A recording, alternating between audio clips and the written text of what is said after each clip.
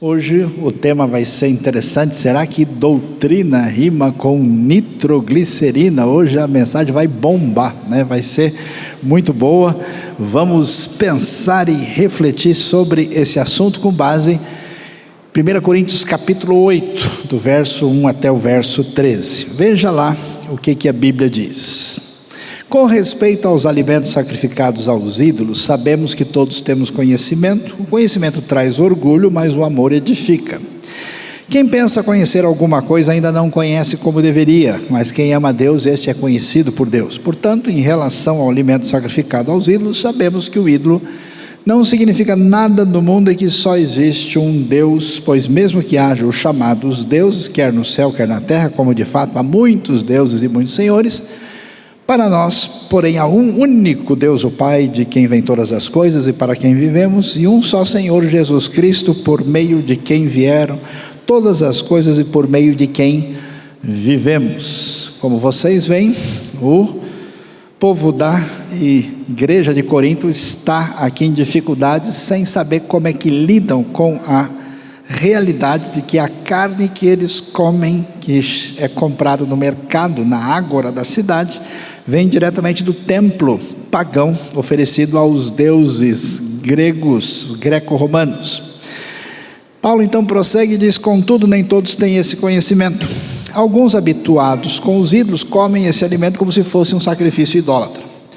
E como a consciência deles é fraca, fica contaminada. A comida, porém, não nos torna aceitáveis diante de Deus. Não seremos piores se não comermos, nem melhores se comermos. Contudo, tenham cuidado para que o exercício da liberdade de vocês não se torne uma pedra de tropeço para os fracos. Pois se alguém que tem a consciência fraca vir você, que tem esse conhecimento, comer num templo de ídolos, não será induzido a comer do que foi sacrificado a ídolos? Assim, esse irmão fraco, por quem Cristo morreu, é destruído por causa do conhecimento que você tem.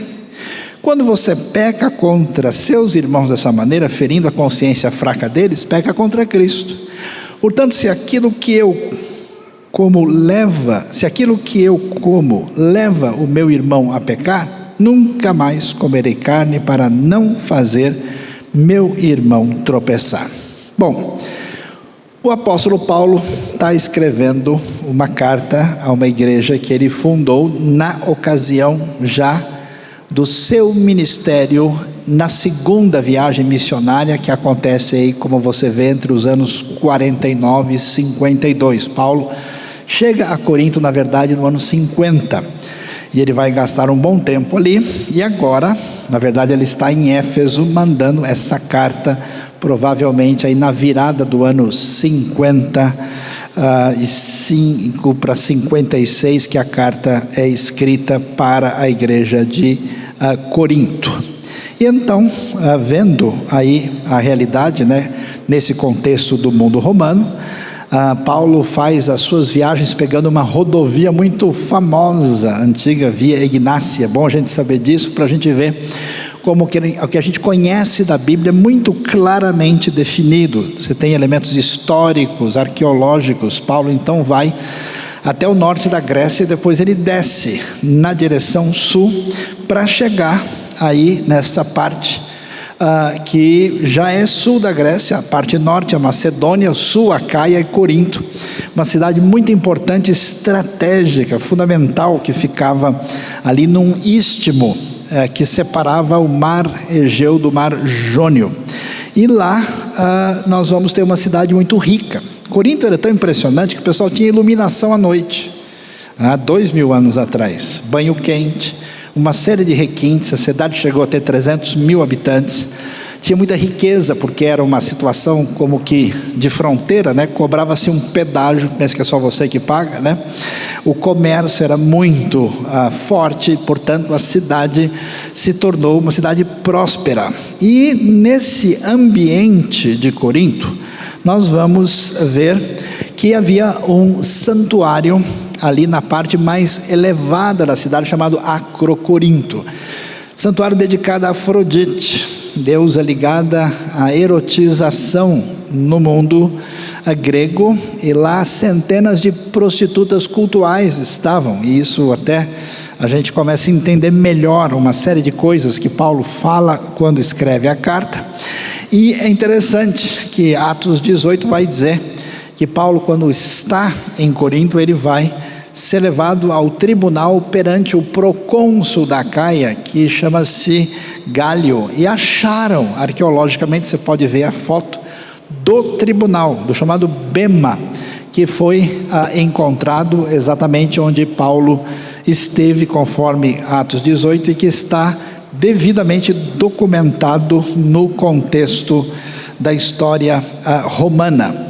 Aqui é muito interessante, Romanos 16 e Atos também mencionam um indivíduo chamado Erasto, que é um administrador da cidade. Os arqueólogos acharam uma inscrição em Corinto, em que aparece em letras latinas um pavimento onde há uma dedicação a um indivíduo chamado Erasto, que muito provável pela época que só pode ser o Erasto mencionado no Novo Testamento. E aí está o documento importante, na época em que muita gente questionava exatamente a datação do Novo Testamento, acharam essa inscrição hoje no Museu de Delfos, que fala do Gálio procônsul da Acaia e que é perante quem Paulo permanece. Por causa disso a gente sabe com exatidão a datação do Novo Testamento de maneira técnica e científica. Assim, nós temos essas informações importantes para entender o que está acontecendo aqui no ambiente de Corinto. Paulo, durante a sua segunda viagem, como nós dissemos, chega lá, vai ficar junto com Priscila e Áquila, que eram fazendores de tendas, que é a primeira profissão de Paulo propriamente dita. Ele começa pregando aos judeus na sinagoga, depois ele se volta para os pagãos, e para quem ele vai pregar durante 1 ano e meio. E é interessante, é surpreendente, os caminhos e os planos de Deus que a gente não imagina. Exatamente Paulo, que vem de um contexto religioso tão extremo e tão peculiar, como era o contexto judaico, farisaico, tão diferente, ele é que vai ser chamado por Deus para ficar mais tempo em Corinto. Deus avisa que nesse ambiente tão perdido, de tanta imoralidade, tanta decadência, Deus diz: eu tenho muita gente nessa cidade. E é essa igreja que recebe a orientação, o caminho de Deus da parte de Paulo. Tanto é que você tem na sua carta, na sua Bíblia, as 2 cartas à igreja de Corinto. Então, voltando agora ao texto, começo do capítulo 8, vamos ver o que exatamente Paulo quer ensinar para esses irmãos seguidores de Jesus lá de Corinto, sobre como é que a gente deve proceder. Veja lá, ele diz: com respeito aos alimentos sacrificados aos ídolos, sabemos que todos temos conhecimento. Eles sabiam que esses sacrifícios eram feitos, a carne vinha para o mercado da cidade, e as refeições que eles tinham era com esse tipo de carne, era tudo oferecido. E a pergunta é como é que a gente lida com isso. E então Paulo, vendo que a coisa está complicada, ele diz: olha, o conhecimento traz orgulho, parece que tem gente agindo assim lá, mas o amor edifica. Quem pensa conhecer alguma coisa ainda não conhece como deveria, mas quem ama Deus é conhecido por Deus. Nós já vamos ver como é que a mensagem traduz isso, desdobrando com uma clareza maior para o entendimento do que está realmente acontecendo. Ele diz, portanto, em relação ao alimento sacrificado aos ídolos, sabemos que o ídolo não significa nada do mundo, que só existe um Deus. Pois mesmo que haja os chamados deuses, quer no céu, quer na terra, como de fato existem, muitos deuses entre aspas e muitos senhores, para nós, porém, há um único Deus, o Pai, de quem vêm todas as coisas, para quem vivemos, um só Senhor Jesus Cristo, por meio de quem vieram todas as coisas, por meio de quem vivemos. Veja o esclarecimento maior numa versão com desdobramento do sentido. Continua em aberto a questão sobre a carne oferecida a algum ídolo. Será que é correto participar de refeições nas quais esse tipo de carne é servido? Temos a tendência de pensar que sabemos de tudo e que temos a resposta para essa pergunta, mas o coração humilde pode nos ajudar muito mais que a mente orgulhosa.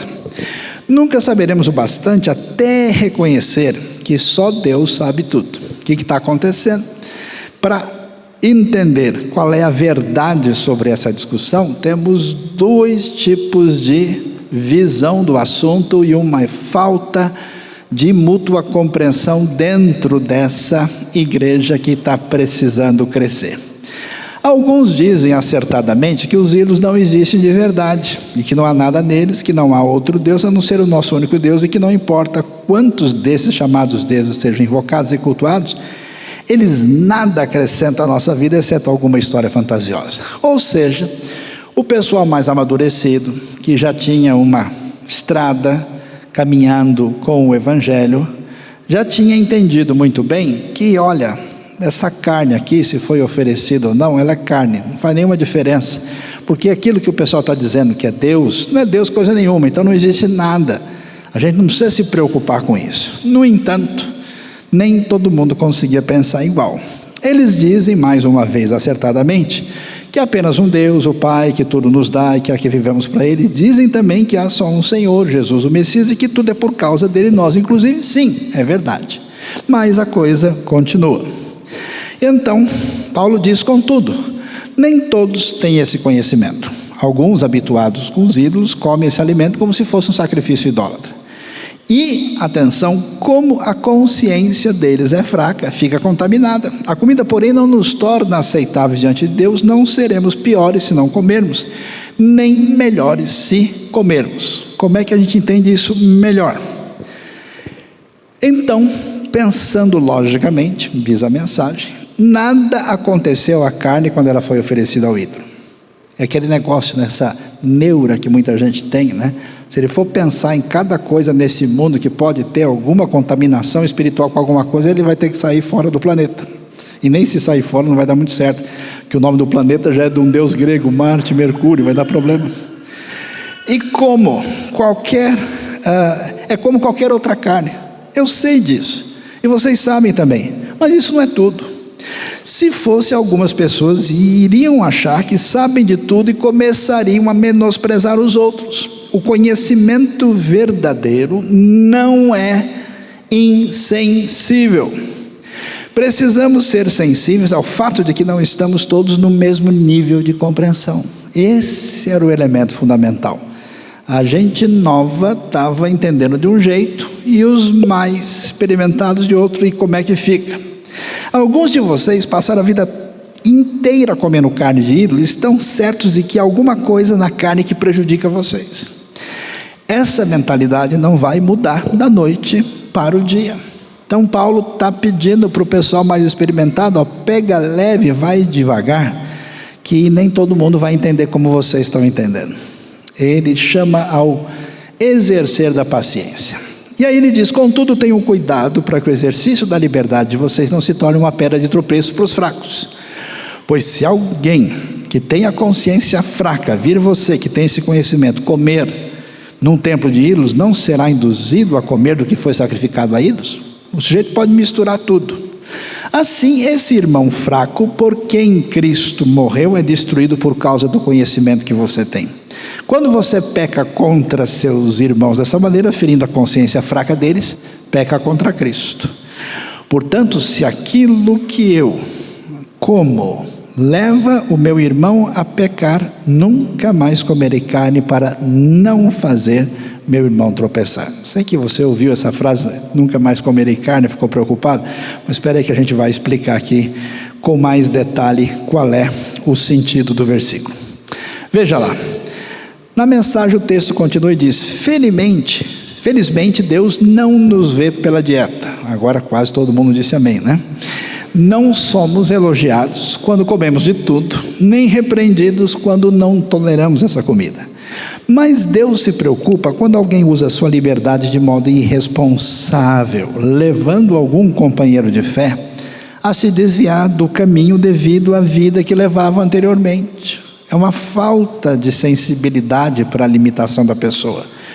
Por exemplo, digamos que vocês se vangloriam da sua liberdade, indo a um banquete oferecido em honra aos ídolos, no qual o prato principal seja carne sacrificada a ídolos. Mas essa postura pode representar um perigo para quem ainda luta com a questão. Alguém que os considere sábios e maduros. A responsabilidade dos mais experimentados aqui.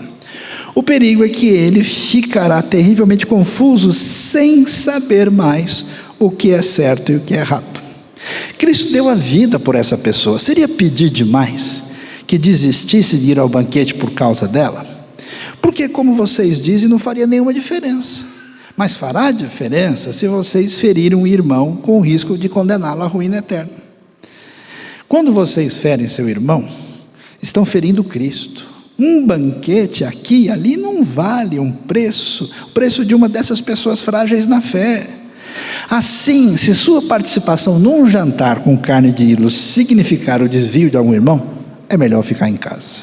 É em cima, no ponto, o entendimento da palavra de Deus sobre o assunto. Por que isso é tão importante? Porque no nosso ambiente de fé, muitas vezes, a gente tem uma turma assim muito preocupada e com boas razões com a verdade. Olha, precisa dizer o que está certo, não pode aceitar o errado. Não, o certo é certo, a verdade é essa, a doutrina é assim. E tem uma outra turma que fala, não, o importante é o amor. Olha, são tantas emoções, né? O nosso coração equivale. E Deus, na verdade, quer mesmo que a gente seja muito legal com o próximo. Então, como é que essas coisas se alinham? Como é que a gente lida com isso? Paulo está exatamente mexendo com o perigo da doutrina virar nitroglicerina nas mãos de quem tem, inclusive, a língua ferida. O negócio aqui é complicado, né? E que não resolve nem tomando aspirina. Então, vamos ver, né? O que a gente tem? A direção bíblica do comportamento se baseia no amor. Mesmo quando alguém vai ensinar ou falar da verdade, essa dimensão está aí.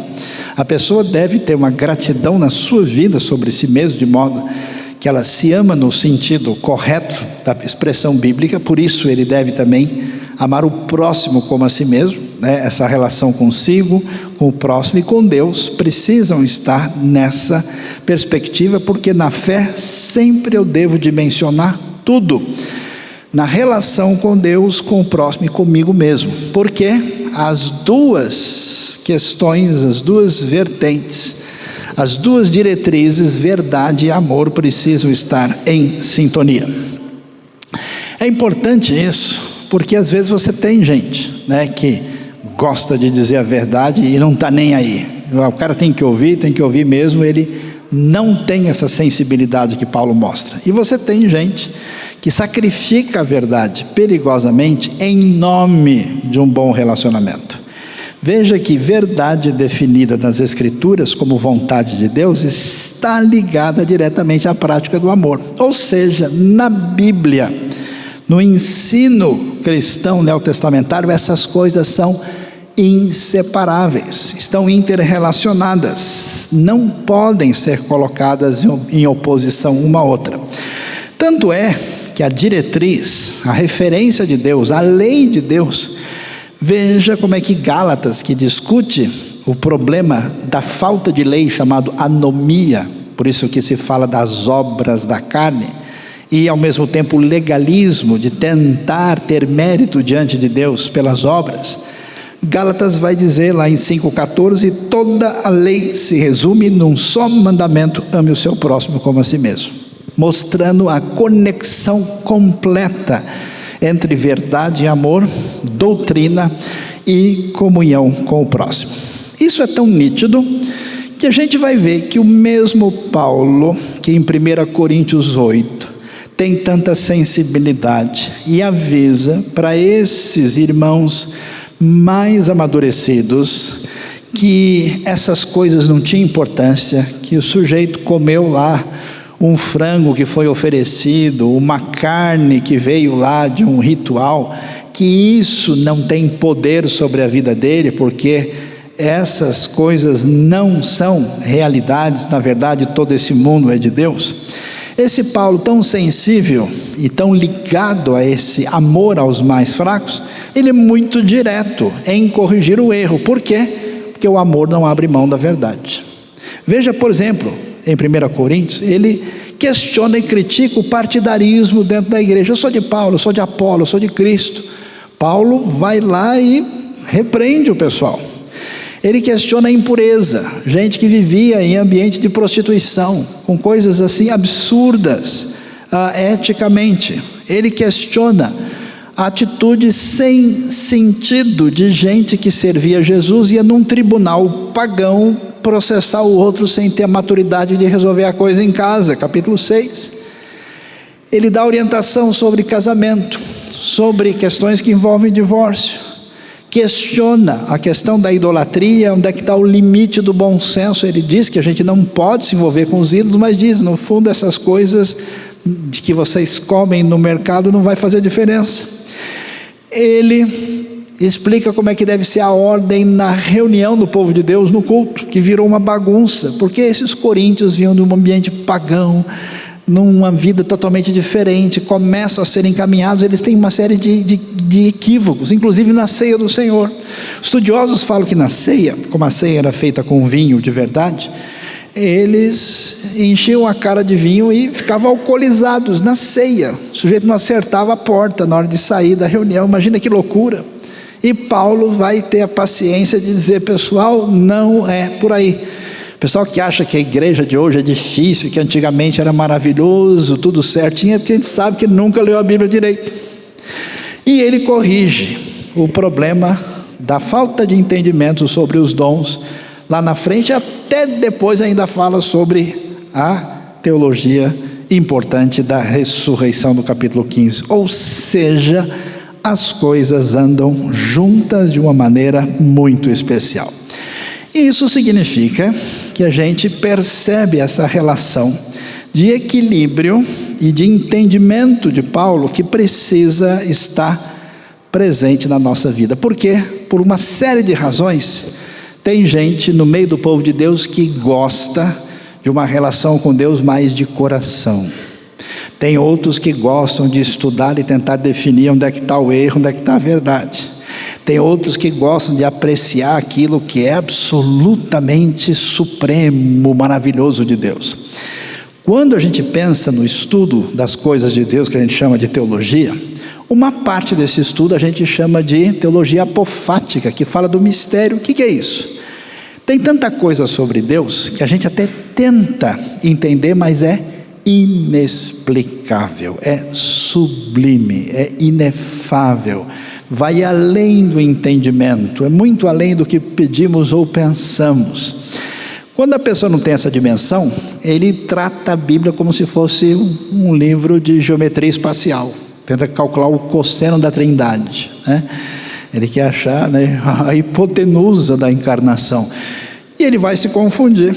Eu conheço gente, né, que quando você vê a pessoa na pegada de estudo bíblico, em que ele cresce em arrogância, em prepotência, em desprezo dos outros, você já vê que essa percepção do mistério de Deus, dessa realidade que a gente não estuda para dominar Deus, mas para submeter-se a Ele, não está no horizonte do indivíduo.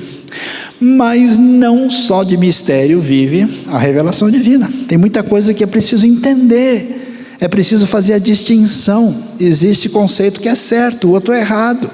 Isso aqui é correto, isso aqui não é. Isso aqui é doutrina revelada, isso aqui é heresia.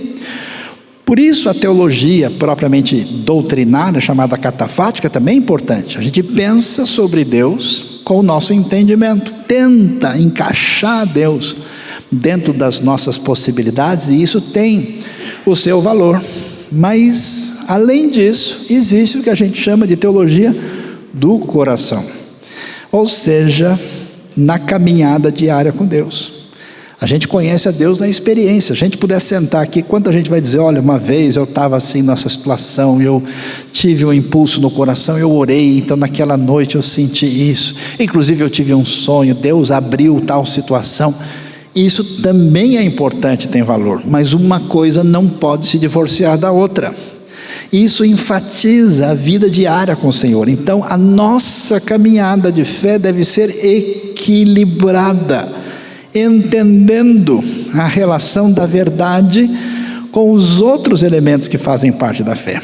Por isso é importante a gente, quando estuda, e todo mundo tem essa responsabilidade, canal da IBNU tem lá, ó, doutrinas essenciais. Não sei se você já ouviu tudo e aprendeu e entendeu o que é fundamental. Então daqui a pouco está escrevendo Jesus com G e salvação com C cedilha, né? Então, Entenda o que é mais importante. Existem verdades essenciais de Deus que são muito significativas e importantes. Existe aquilo que é essencial à salvação. Se a pessoa acha que a boneca que ele herdou de família, que ele guarda no fundo do guarda-roupa, vai ajudar ele a chegar na presença de Deus, ele vai se dar mal, ele está equivocado. Isso não vai ajudar. Existe verdade que, se mal entendida, prejudica a relação eterna da pessoa com Deus. E aí a gente não pode, em nome da amizade, do bom senso, negociar essa verdade. Você não precisa ser duro, nem bruto, nem sem educação com ninguém, mas dizer, olha, é difícil que seja assim, porque Deus diz isso.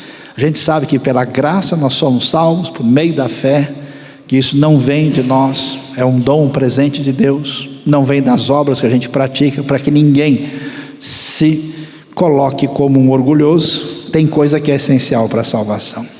Já tem coisa que não é necessariamente salvação, mas é fundamental em termos de doutrina. A gente sabe que se a pessoa crê em Cristo Jesus e recebe a salvação, ele está salvo.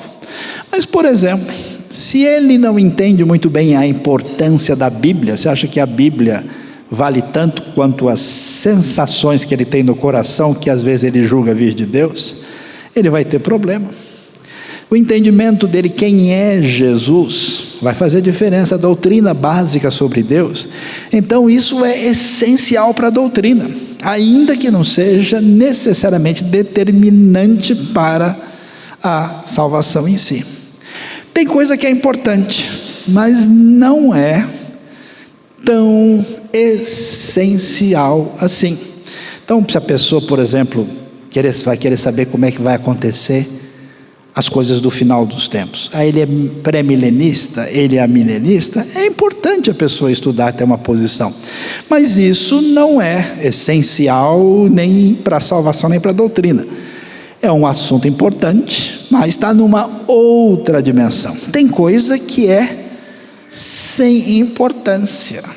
Será, que na igreja de Corinto, as pessoas falavam em línguas que eram idiomas, ou será que essas línguas eram estáticas, diferentes dos idiomas que nós conhecemos?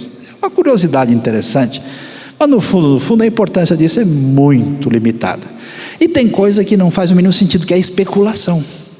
Ô professor, ô pastor, me ajuda aí. Escuta, Adão tinha umbigo. Como é que é? Adão tinha umbigo. É porque ele foi criado, ele não nasceu na maternidade, não cortou o cordão umbilical, Deus fez ele do barro, então ele não tinha umbigo, devia ser reto aqui, Ah não, mas como Deus fez ele o primeiro, para não fazer diferente, ele falou, Adão, terminei. Será que tinha ou não tinha?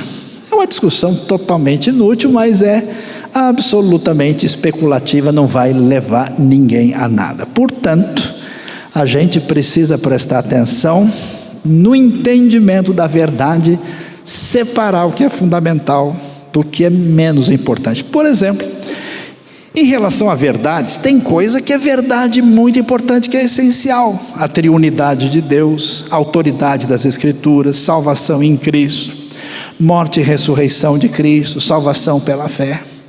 Isso é importante.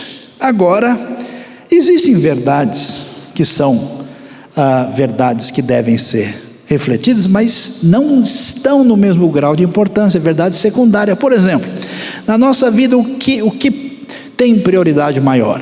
É a predestinação divina ou o nosso livre-arbítrio? Aí o pessoal fica brigando, Na verdade, isso não é tão significativo como a autoridade das Escrituras.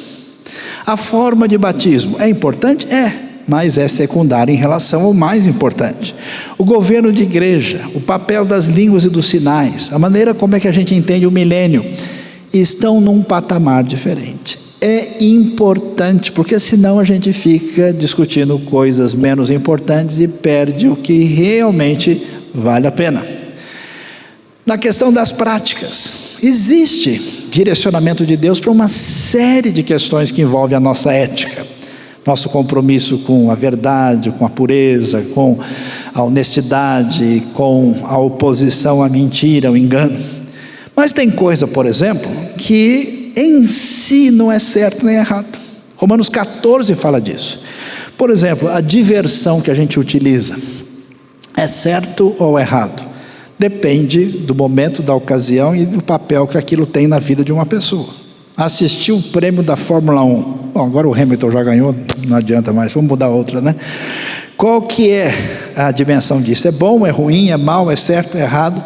É uma coisa menos importante. Tomar vinho, para uma pessoa é um problema, para outra talvez não. Isso também envolve questão cultural. Servir ao exército, comer carne dada aos ídolos, usar véu ou coisa equivalente, são práticas que se definem em função de uma situação específica em que a gente se encontra. Já tem outras coisas que é uma decisão pessoal. Que tipo de esporte a pessoa deve praticar? Que tipo de comida ele come? Qual o estilo de música? Muita gente fala, não, Deus gosta desse tipo de música, porque Ele gosta, né? E Ele se acha assim com o Senhor, né? O estilo de vestimenta, a liturgia da igreja são coisas de decisão pessoal que fazem parte da nossa realidade, mas que tem que estar no seu lugar certo. Portanto, é absolutamente necessário a gente entender aquilo que realmente é mais importante como cristãos que se baseiam na revelação bíblica como aquilo que marca a doutrina evangélica. O que é o essencial do essencial que ninguém pode abrir mão diante do ensino bíblico? Que nós cremos no Deus único, que é o Deus triuno da Bíblia, em Jesus Cristo, completamente divino, completamente humano, Jesus, o Emanuel, Deus homem, Deus conosco, na Bíblia como palavra de Deus, como referência à autoridade, na salvação única e exclusivamente em Cristo, pela graça e pela fé, na vida eterna e na volta de Cristo. Se a gente puder resumir assim o essencial do essencial, a gente tem isso aí. Aqui ninguém negocia, são verdades fundamentais. Portanto, nós precisamos, na prática da nossa vida, do nosso dia a dia, aprender aqui lições de 1 Coríntios, caminhando aqui para o nosso desfecho do entendimento dessa relação entre verdade e amor. Primeira coisa importante: aprenda a distinguir entre o que é essencial, o que é importante e o que é secundário. Senão você vai perder o principal, né? E vai gastar tempo com coisas inúteis. É igual aquele sujeito que vai na churrascaria e enche a barriga de polenta. Meus queridos irmãos, pode uma coisa dessa? Você acha que é bíblico? A pessoa ir na churrascaria, comer um monte de polenta, arroz carreteiro, e quando chega a carne e a picanha, agora eu já comi muito. Aí já foi. Será que ele perde a salvação? Não, pelo menos a picanha ele vai perder. Então você precisa aprender a distinguir o que é essencial, o que é importante, o que é secundário. Segundo, nunca abra mão da verdade para agradar ninguém em questões doutrinárias e éticas essenciais. Você não precisa ser sem educação, você não precisa ser uma pessoa abrutalhada, você não precisa levar nitroglicerina para falar da doutrina, mas você tem que ter um posicionamento firme. Pode ser muito manso, tranquilo, mas dizer, não, peraí, você está dizendo isso, mas não é possível, porque Jesus disse outra coisa. Não, mas a Bíblia está informando isso. Não, mas não pode ser assim. A gente não pode, para ser simpático, negar, deixar de ser simpático com Deus para agradar qualquer pessoa. Verdade é verdade. Não existe polarização entre verdade e amor no ensino do Novo Testamento. Esse é um grande problema do nosso mundo contemporâneo. Preste atenção nisso. Muita gente, em nome de um pretenso amor divino, começa a dizer que Deus não tem direito nem de exercer a sua justiça. Ele é o juiz de toda a terra. Como é que alguém pode pensar num Deus todo-poderoso? A gente está tão preocupado, quando a coisa nos atinge, quando você é prejudicado em alguma coisa, você vê que faltou justiça, você fica indignado. Imagina o Senhor, que é o juiz de toda a terra, deixar para lá e ponto final. Não funciona assim. Então essas coisas não estão em oposição, os dois andam juntos no ensino bíblico. Uma comunidade de seguidores de Jesus é uma comunidade do amor e da verdade, e não fazendo com que um seja desprezado em nome do outro. Em questões menos importantes, respeite os limites da sua própria consciência e lembre-se, nem sempre isso valerá para os outros. Às vezes a pessoa tem uma história, tem um passado, tem uma situação difícil, ele não consegue estar em certos ambientes, ele não se sente bem. E eu me lembro de um senhor que conheceu o Evangelho, mudou, e ele teve um histórico muito negativo na sua vida enquanto ele estava na praia onde ele viveu, e ele criou um trauma, ele não queria estar lá. Então aquilo que poderia ser muito agradável para muita gente, para ele era uma experiência difícil, talvez relembrava momentos muito ruins e negativos, e ele criou um bloqueio com isso. A gente respeita. Para aquela pessoa não está legal, representa um problema, representa uma tentação a mais, representa uma dificuldade, representa um conflito pessoal. Então, respeite os limites da sua própria consciência, sem querer que todo mundo seja obrigado a estar na mesma situação em que você está. Nas questões secundárias, sempre se preocupe em não prejudicar o seu irmão na fé. Isso é importante, esse é o ensino de Paulo. Olha, pessoal, o sujeito está assim, não deboche dele, não faça pouco dele, respeite, isso é importante. Valorizar a pessoa mesmo na sua fragilidade. Não perca tempo com as questões irrelevantes e inúteis, nem com especulações, não servem para nada. Tem um monte de gente que fica fazendo pergunta doida. De vez em quando eu recebo: professor, pastor, o senhor acha que Melquisedeque pode ter vindo de disco voador, quando ele aparece lá para Abraão, né? Porque não fala, diz que ele não tinha genealogia, quem sabe ele é do planeta X, né? Ou seja, coisas completamente fora da realidade. E, finalmente, tenha sua própria convicção nas questões menos importantes, mas respeite a opinião dos outros, nunca brigue por causa disso, porque isso é errado. Assim, finalizando, a coisa é a seguinte: preste atenção e não se esqueça, na hora de aprender a doutrina, encha o coração da graça divina, abandone a língua ferina e jogue fora a nitroglicerina. Deus abençoe a nossa vida e o nosso coração nessa manhã, entendendo a palavra de Deus. Se inscreva no nosso canal no YouTube, siga a gente no Instagram e no Facebook e fique por dentro de tudo que está acontecendo. Sou IBNU, viva o reino.